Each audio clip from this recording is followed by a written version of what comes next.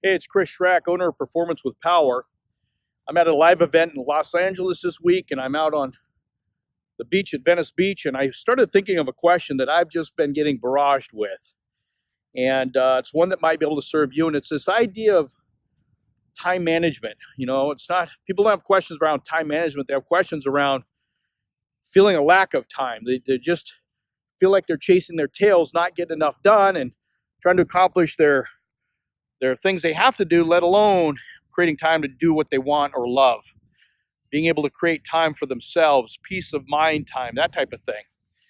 And so, just like anything, knowing where we're at is the first start. And so I thought I'd share with you where you're at with your time. We all have the same 24 hours in a day. Whether you're Bill Gates or Jeff Bezos, Elon Musk, or you or me, we're never going to change that we have 24 hours in a day. That's it. So that's our constant. And if I take that over a week's period of time, 7 days times 7 days times 24 hours in a day, that's 168 hours in a week that we all have to work with. Now, let me share with you how you're spending your time right now. Let's assume, I know you're probably not, but let's, for this sake, assume that you're sleeping 8 hours a night. It's 56 hours a week of sleep. Let's assume that you're a go-getter and you're not like the mass, so you're working extra hard. And if the mass works 40 hours a week, you're working 50 hours a week. So that's 106 hours a week that you're using for sleep and work. So the third area of time that you have is 62 hours. Those are what I call the 62 hours of you time.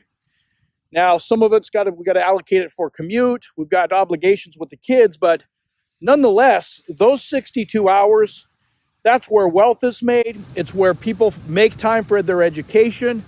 It's where they create quality time. And it's also where people around the world waste their time in front of the television, the idiot box, by not, sitting too much on the couch, by sleeping in and not quenching our time and using it wisely.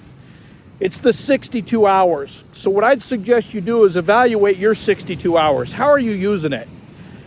I was at a busy event all week, the last 4 days at a live event in Los Angeles. I fly out in a couple hours and I had a choice, and the thought went through my head of hanging out in my hotel room before I fly out. I could get an extended stay and stay a little bit later, watch some TV, and I'm like, heck no. I'm in this beautiful, beautiful area of California. I have never been to Venice Beach, so I thought, you know what? I'm going to press my time, and I know I got to catch a cab at the right time, but I came down and invested some of my personal time, some time to experience some things in my 62 hours by being here in Venice Beach right before I fly out of LA. So think about your 62 hours. That's where you're going to find your answer. And if you still need help from there, feel free to reach out to me. At Performance with Power, we believe that your next decision can change the rest of your life. So go out today and make a really good decision.